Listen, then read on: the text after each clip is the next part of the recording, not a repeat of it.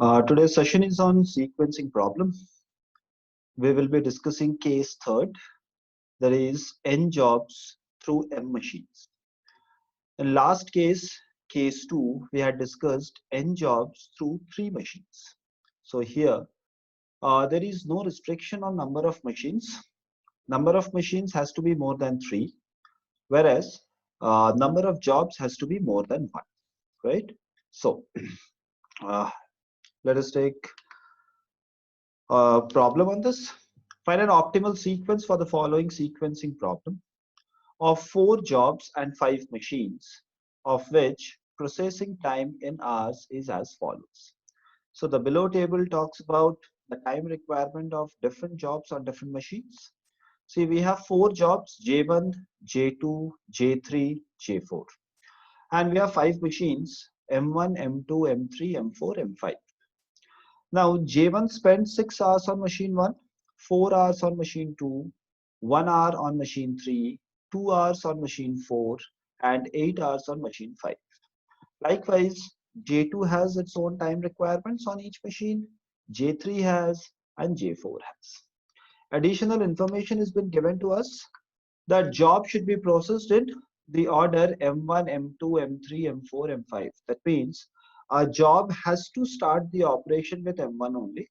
Then it has to go to M2, to M3, to M4, and finally it has to come out from M5. And this is the common order for all the jobs. Now, through this problem, we are supposed to answer two things. One, the optimum sequence. Secondly, the time requirement. Fine. So we know the algorithm used for sequencing problem is Johnson and Bellman algorithm.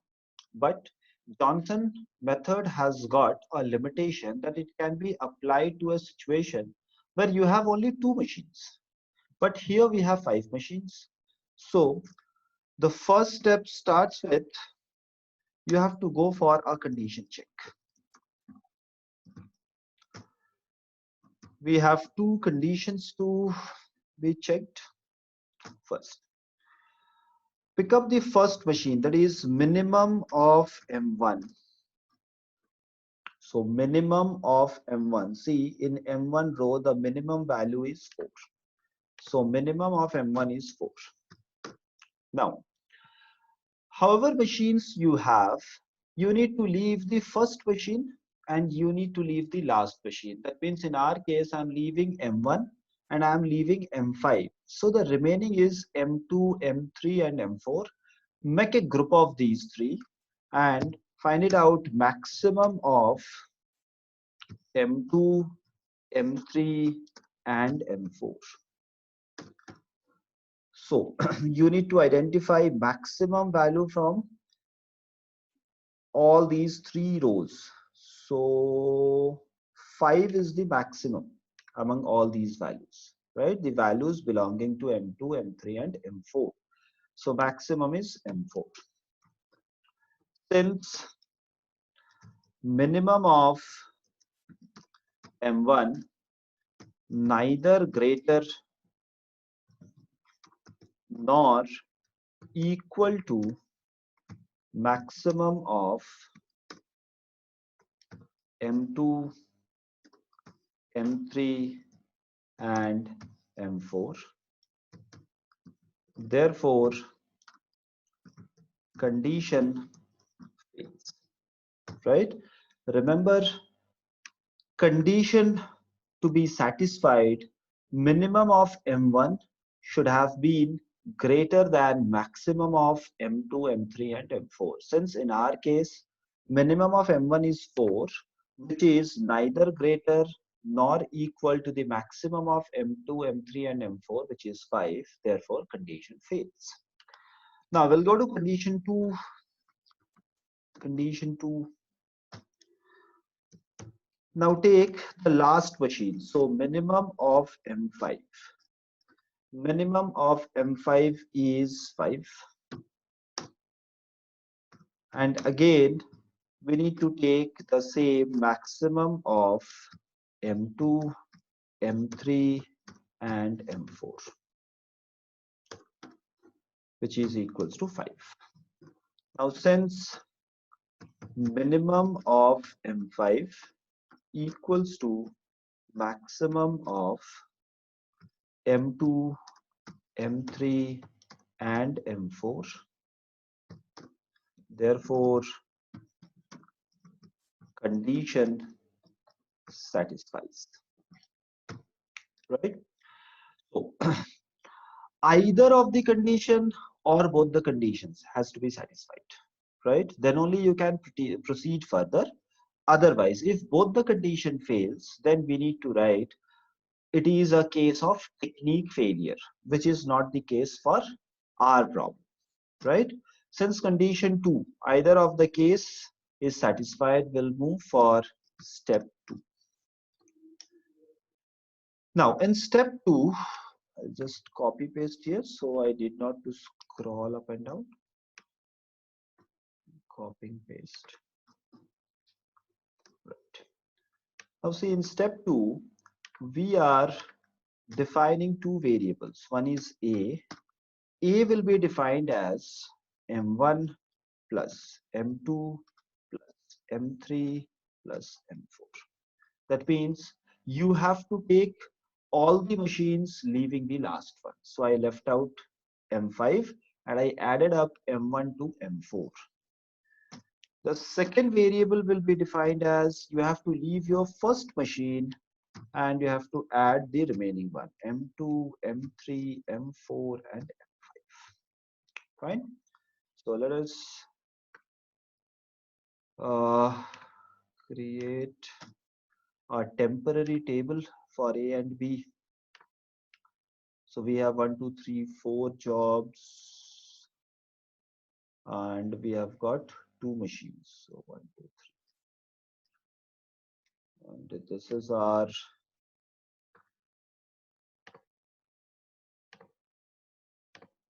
A. What has happened? This is B, J1, J2, J3, J4. Fine. Now see, A we have defined as M1 plus M2 plus M3 plus M4. So go to J1 and look for M1 is 6, M2 is 4, 10 plus 1, 11 plus 12, 13. So it is 13. Go to J2, 5 plus 5, 10 plus 3, 13 plus 4, 17. So it is 17. Go to J3, 4 plus 3, 7 plus 4, 11 plus 5, 16. Go to J4, 7 plus 2, 9 plus 2, 11 plus 1, 12. So it is 12. Now B is defined as M2 plus M3 plus M4 plus M5, right? So for J1, it is 4 plus 1, 5 plus 2, 7 plus 8, 15. For J2, it is 5 plus 3, 8 plus 4, 12 plus 9, 21. For J3, it is 3 plus 4, 7 plus 5, 12 plus 7, 19. Lastly, for J4, it is 2 plus 2, 4 plus 1, 5 plus 5, 10. So we have reduced the entire problem into 4 jobs and 2 resources, right? Which is the case for Johnson and Bellman algorithm, right? Fine. So our step 3. Step 3 is optimum sequence. Now, with the help of this intermediary table, we'll try to find it out our optimum sequence, right? So we have 4 jobs. Let me draw a table of 4. Let me reduce the size, put it into center.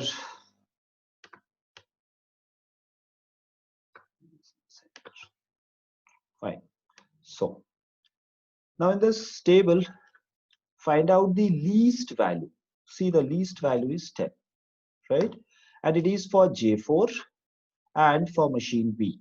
Now, if you identify a job whose value is least for machine A, then the entry will be from the top. If it is least for machine B, then the entry will be from the bottom.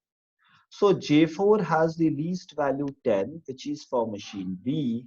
That means the entry of J4 will be from the bottom.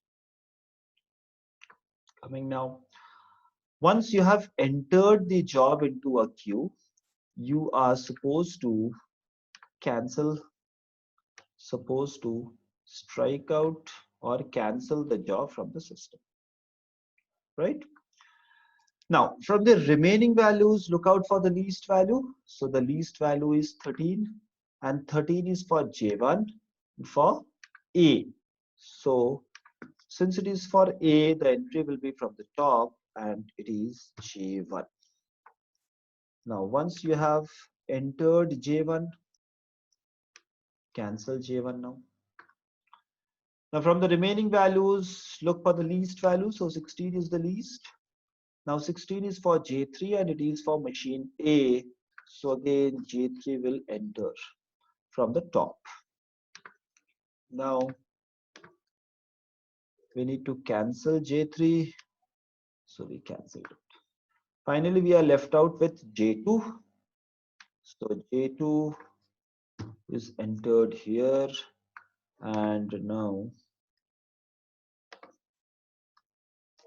let us cancel J2. So we found out our optimum sequence, right? Next, the last and final step is for time calculation.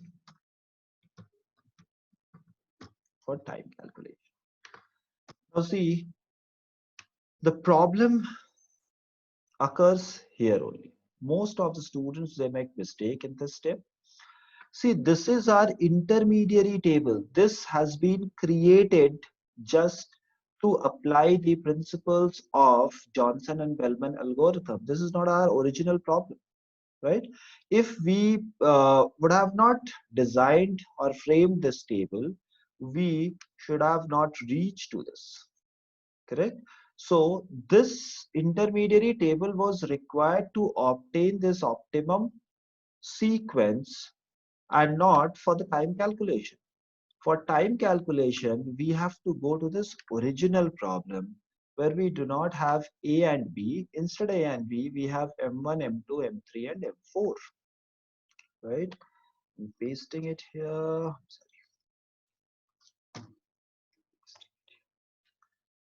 Now for time calculation, we need to draw a table. So we need one column for job, two columns for each machine. So 10 columns, 10 plus 1, 11.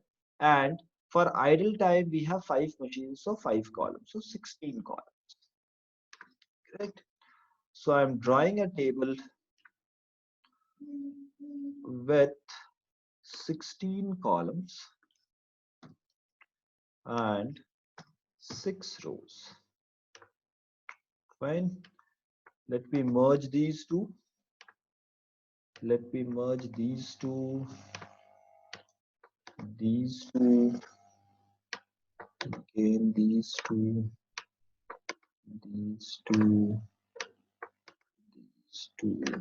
finally these 5.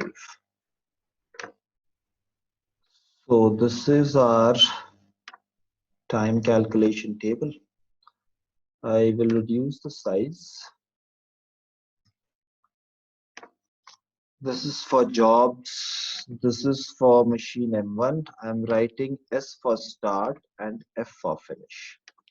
This is M2, M3, M4, M5.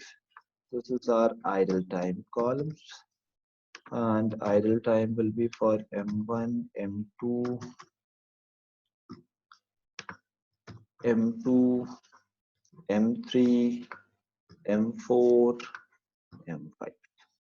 Now every machine will have a start and finish time. So it is start, finish, start, finish, finish, start, finish, Start, finish. Fine. See, we have already obtained our optimum sequence, which is J1, J3, J2, J4. So I'm bringing down this optimum sequence here.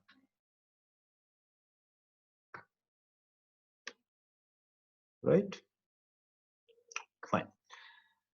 Now we know the first job in the sense in your optimum sequence should start with a time 0. So it has started on machine 1 with time 0. So J1 is spending 6 hours on machine 1. So 0 plus 6, it will finish at 6 hours. J3 can start only when J1 is finished. So J3 will start at 6. J3 4 hours. So it is 10. Similarly, J2 can start only when J3 finishes. So J2 will start at 10. J2 5 hours. So it is 15. J4 will start at 15 and J4 will end at 22. Now, for M2, see, M2 can start its operation only when M1 finishes J1, right? So M1 is finishing J1 at 6 hours. That is why M2 will start its processing at 6 hours. So J1 at M2 is 4 hours. So 6 plus 4 is 10. Now, M2 is finishing the job at 10 hours and J3 is also available at 10 hours. So it will start the job at 10. J3 on machine 2, 3 hours. So it's 13. Now see, M2 is finishing at 13 hours, but J2 is available only at 15 hours. So machine can start operation only at 15 hours. So J2 machine 2, so it will finish at 20. Now M2 is finishing at 20 hours, but J4 is available at 22 hours. So the operation can be started at 22. So 22 plus 2 is 24. Coming to M3. M3 can start operation only when M2 supplies. So M2 is finishing at 10, therefore M3 will start at 10. So M3 J1, it will finish at 11. Now M3 is finishing at 11 hours, but J3 is available only at 13 hours. So it can start at 13 hours. So J3 M3 17 hours. See again, M3 is finishing at 17 hours, but J2 is available only at 20 hours. So the processing can start at 20, 23, so 23 hours. Next, M3 is finishing at 23, but J4 is available at 24. It can start operation at 24. So 24 plus 2 is 25, 26. M4. M4 can start operation only when M3 supplies. So M3 is finishing job 1 at 11. That is why M4 will start at 11 hours. Now J1 on M4 is 2 hours. So 11 plus 2 is 13. Now see, M4 is finishing at 13, but J3 is available only at 17. So they can start operation at 17 only. So 17 J3 on M4 5 hours. So 22 hours. Again, M4 is finishing at 22, but J2 is available only at 23. So it will start operation at 23. So 23 plus 4, that means 27. Next, M4 is finishing only at 27, whereas J4 was available at 26 hours. So machine can start at 27 only. So J4 on machine 4 is 1, it is 28. Finally, M5 can start operation only when M5 can start operation only when M4 supplies the job. So it is supplying at 13 and J1 at 5th machine. So 13 plus 8 is 21. M5 is finishing at 21, but J3 is available at 22. So machine can start at 22. J3, so 29. Now see, M5 is finishing only at 29, whereas J2 was available at 27. So machine can start operation only at 29. Now 29, and it is for J2, so 9 hours, 38. M5 is finishing at 38, but J4 was available at 28. So machine can start at 38 only, and it is taking 5 hours, so 43. Fine. Coming to idle time. See, M1 started at 0, so there is no idle time. Finished at 6, started at 6, there is no idle time. Idle time is the time during which the machine is not performing anything, right? Since it is finishing at 6 and starting at 6, therefore it is continuously processing something. It is not sitting idle. Next, finishing at 10, starting at 10, so again no idle. Finishing at 15, starting at 15, so again no idle. But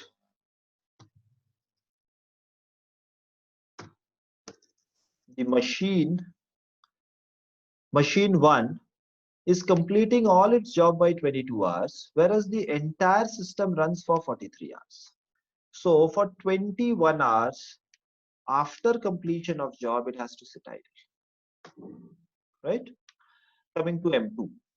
See, initially M2 was waiting for job to be supplied by M1, so it started its job at 6 hours. That means it was idle for 6 hours. Next, finished at 10, started at 10. So no idle time. Finished at 13 but started at 15. That means 2 hours it was sitting idle. Finished at 20 but started at 20. So again 2 hours it was idle. Finally, it finished its job by 24 hours, whereas system ran for 43 hours. So there is a time lag of 19 hours. For 19 hours after completing all its job, it was sitting idle. M3. M3 initially waited for 10 hours. So 10 is its idle time. Finished at 11, started at 13. 2 hours it was sitting idle. Finished at 17, started at 20. So 3 hours it was sitting idle. Finished at 23, started at 24. So 1 hour it was sitting idle. Then see, it is completing all its job by 26 hours, whereas system ran for 43 hours. That means for 17 hours it was idle. Coming to M4, initially M4 was idle for 11 hours. Then it is finishing at 13 and starting at 17, so 4 hours idle. Next, finishing at 22, starting at 23, so 1 hour idle. Finishing at 27, started at 27, so no idle, right? And finally, it has completed its job by 28 hours, but system ran for 43 hours, so for 15 hours it was idle. Finally, M5 sat idle for 13 hours initially, then 21 hours it was finished, and 22 it started. So 1 hour idle. Next, 29, 29. So no idle. 38, 38. So no idle. Finally, it is completing its job by 43 hours, and system also ran for 43 hours. So no idle time. So what we will answer? Total elapsed time equals to, for total elapsed time, we need to look for the last machine and the last finish time. So it is 43 hours. Idle time for M1, add this column, so it is 21. Idle time for M2, add this column, 6 plus 2, 8 plus 2, 10 plus 19, so 29 hours. Then idle time for M3 equals to, add this column, 10 plus 2, 12 plus 3, 15 plus 1, 16 plus 17, 33 hours, right? Then idle time for M4 equals to, add this, 11 plus 4, 15 plus 1, 16 plus 15, 31 hours. And lastly,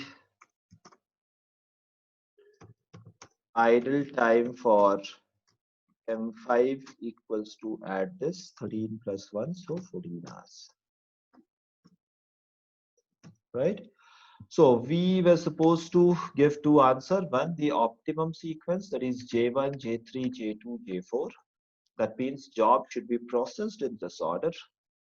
And while processing in this order, the total elapsed time, that means system has to run for 43 hours total, in which machine 1 will be idle for 21 hours, machine 2 will be idle for 29 hours, machine 3 will be idle for 33 hours, machine 4 will be idle for 31 hours, and machine 5 will be idle for 14 hours.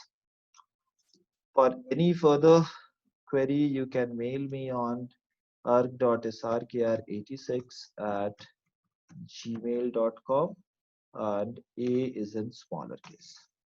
Hope you have understood the concept. So thank you.